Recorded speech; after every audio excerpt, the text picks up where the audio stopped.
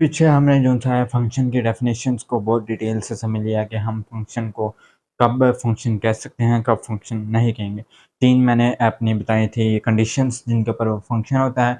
Number 1 वो relation होना चाहिए 2 वेरिएबल्स के दरमियान या 2 सेट के दरमियान। नंबर 2 उसकी डोमेन जो-सी है वो पहले सेट से बिलॉन्ग करनी चाहिए या वो डोमेन डिफाइंड होनी चाहिए, ठीक है? अनडिफाइंड ना हो, ठीक है? नंबर 3 उसकी डोमेन जो-सी है सेट में वो रिपीट ना हो, ठीक है?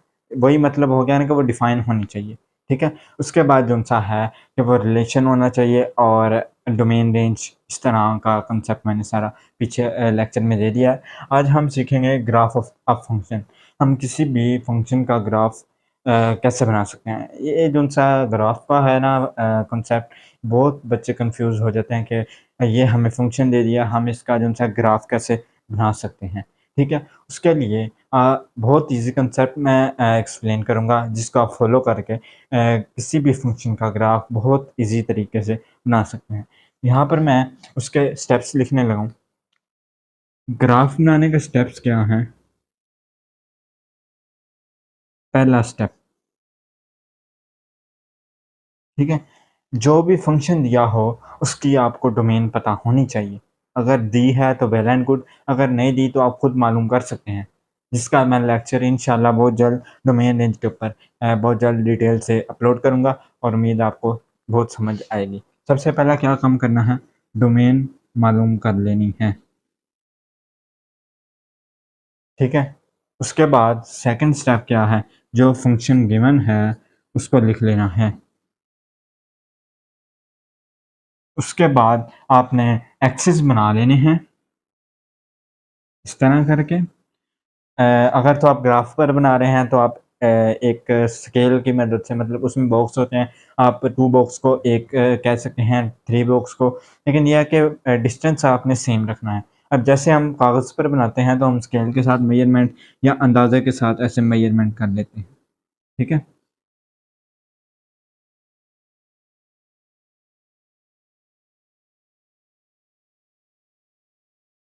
ये इक्वली जो-सा है मैंने मेज़रमेंट कर दिया। ये चीज़ जो-सी होती है ये एक्स एक्सिस होता है, पॉज़िटिव, ये वाई एक्सिस होता है, ये नेगेटिव एक्स एक्सिस होता है, ये नेगेटिव वाई एक्सिस होता है, ठीक है? यानी पहला स्टेप क्या करना है, आपने डोमेन मालूम कर लेनी है फंक्शन की, ठीक है? उसके बाद क्या मालूम करना है कि फंक्शन जौन-सा दिया हुआ है वो लिख लेना है, फिर आपने एक्सिस बना लेने हैं, कोऑर्डिनेट एक्सिस बना लेने हैं। तीसरा स्टेप क्या है? एक्सिस जौन-सा है हमने बना लेने हैं। बाद क्या करना है कि डोमेन के हिसाब से उसके अंदर वैल्यूज़ इनपुट करें और अपनी आउटपुट के मुताबिक अपना ग्राफ बनाते जाएँ। यहाँ पर मैं एक फ़ंक्शन का ग्राफ बनाता हूँ। ये देखें, y is equal to x square plus 1। ये मैंने एक फ़ंक्शन लिखा है, ठीक है? इसका मैं ग्राफ बनाना चाहता हूँ। सबसे पहला काम क्या करना है, हमने डोमेन मालूम करनी है। डोमेन के मैं यहाँ पर थोड़ा-सा कंसेप्ट बता देता हूँ कि उसके 2 जो है ना कंडीशंस हैं। एक तो स्क्वायर रूट के अंदर माइनस नहीं आना चाहिए। अगर तो स्क्वायर रूट वाला फंक्शन है, उसके अंदर माइनस वाली रकम किसी भी नंबर पर नहीं आनी चाहिए। अगर तो वो उस नंबर पर आ रही है तो वो स्किप कर देंगे। नंबर 2 क्या है, 0 बाय 0 फॉर्म नहीं बननी चाहिए, ठीक है? 0 बाय 0 फॉर्म या इन्फिनिटी बाय इन्फिनिटी फॉर्म नहीं बननी चाहिए। Means to say that undefined नहीं होना चाहिए। ये इसका सेकंड स्टेप है। अब यहाँ पर अगर मैं कोई ज़ीरो पुट करता हूँ तो ये हमें वैल्यू कुछ ना कुछ देगा, 1 पुट करता हूँ कुछ ना कुछ वैल्यू देगा, माइनस में पुट करूँगा कोई ना कोई वैल्यू देगा। यानी इसकी डोमेन जो-सी है वो 0 से इन्फिनिटी है, ठीक है? यानी हम सबसे बड़ी वैल्यू भी इसके अंदर पुट कर सकते हैं। अब यहाँ पर कुछ मैं पॉइंट्स लूँगा, ये देखें, y इज़ इक्वल टू, पहले मैं x 0 पे करूँगा, 0 पे ये हमें 1 देगा, at x is equal to 0। y is equal to 1 पे क्या हमें देगा, 2 देगा, at x is equal to 1 पे। अब मैं -1 पे भी करके देख लेता हूँ, ठीक है? y इज़ इक्वल टू 2 देगा at x is equal to -1। अब और क्या वैल्यू दे सकते हैं, 2 देनी है, 2 दे दें। y इज इक्वल टू 5 देगा at x is equal to 2 पे, -2 पे भी 5 देगा, 2 पर भी 5 देगा।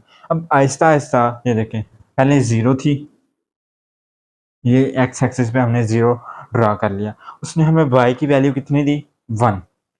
ये देखें, ये 0 है, ये 1 है, 2 3 4 1 2 3 4 -1 -2 -3 -4 -1 -2 -3 -4 -5। ये मैंने ग्राफ एक बनाया है, ठीक है। अब यहाँ पर देखें x इज इक्वल टू 0 पे उसने हमें y की वैल्यू क्या दी, वो यहाँ पर मैं ये करने लगूँ, बना के मैंने थोड़ा छोटा सा सर्कल बना दी ताकि हमें पता लग जाए। x इज इक्वल टू 1 पे उसने हमें क्या दी थी, y is equal to 2। x is equal to, sorry यहाँ पर मैंने, ये 0 है, ये 1 है, ये 2 है, ये 3 है, ये 4 है, ये 5 है, सॉरी यहाँ से गलत हो गया है। ओरिजिन जो है उसको हम 0 0 कहते हैं, ठीक है। 0 पे हमें क्या दी थी, 1 वैल्यू दी थी।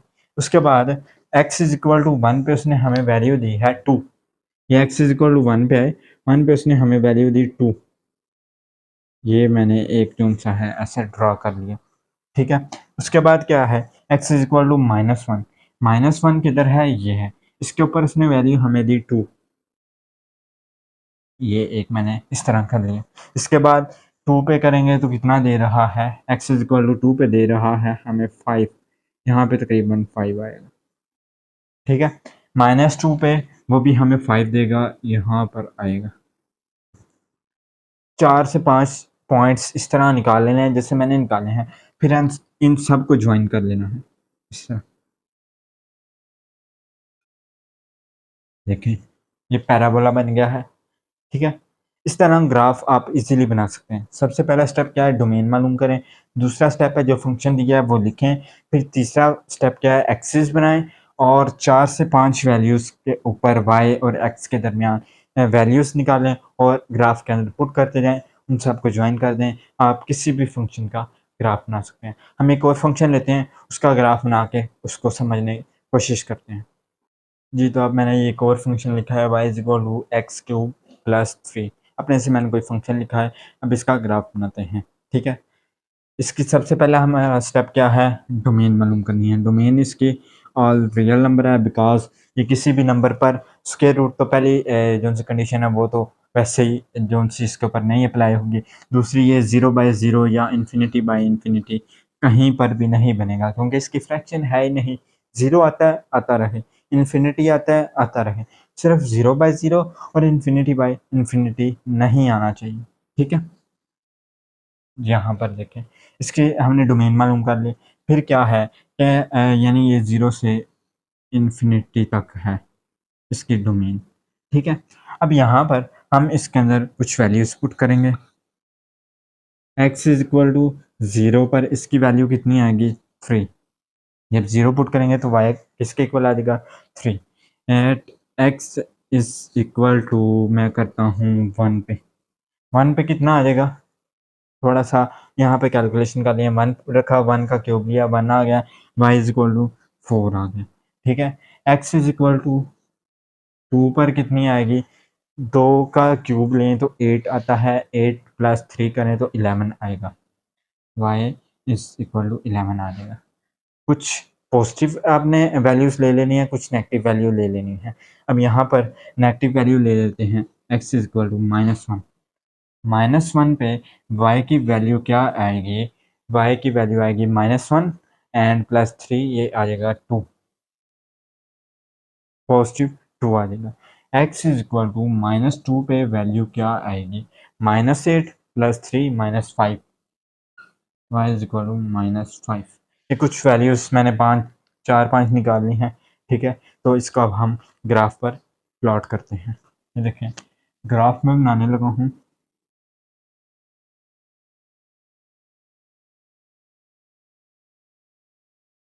ये एक्स एक्सिस पॉजिटिव, ये वाई एक्सिस, ये नेगेटिव एक्स एक्सिस, ये नेगेटिव वाई एक्सिस।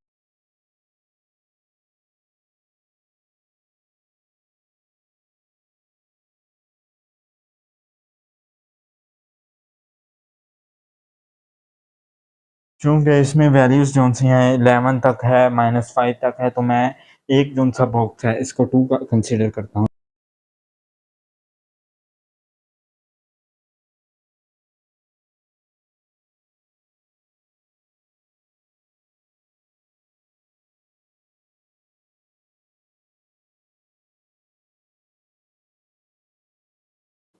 ट्वेल्व मैंने स्पेस जो सी है वो 2 के हिसाब से दे दी है। अब यहाँ पर देखें x इज़ इक्वल टू 0, 0 कहाँ पर है?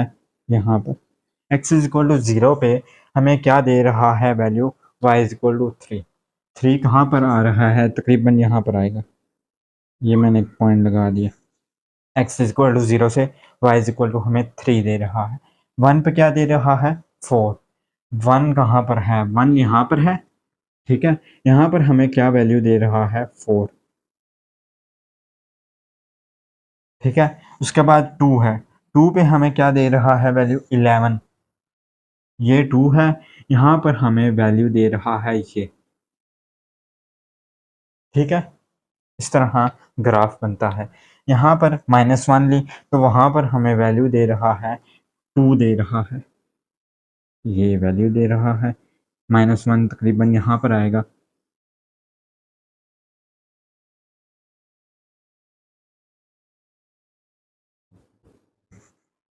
ठीक है? उसके बाद -2 लिया तो -5, -2 ये है, -5 यहाँ पर आएगा।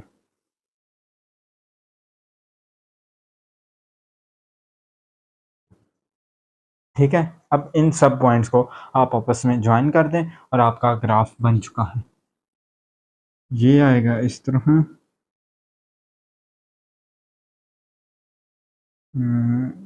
इस तरह आगे से इंक्रीज़ करता जाएगा, ठीक है? यानी ये ग्राफ इस तरह बनेगा, ठीक है? यानी आपको मैंने बता दिया है, सबसे पहले डोमेन मालूम करनी है, डोमेन मालूम करने के बाद आपने फ़ंक्शन लिख लेना है, फ़ंक्शन के बाद उसके अंदर डोमेन में से पॉइंट्स लेने हैं और वो जो-सा है इसके अंदर पुट करते जाना है और फिर आपस आखिर में आकर सब पॉइंट्स को आपस में जॉइन कर देना है और आपका ग्राफ कंप्लीट हो जाएगा, ठीक है? उम्मीद है आपको ग्राफ का कांसेप्ट जो-सा है बहुत अच्छे से समझ आया होगा। आप 4 से 5 फ़ंक्शंस कोई भी ले सकते हैं। अगर आपको डोमेन रेंज का कांसेप्ट है, तो उसका आप ग्राफ बनाएँ। उम्मीद है आपके ग्राफ बहुत अच्छे और बहुत ईज़िली बन जाएँगे।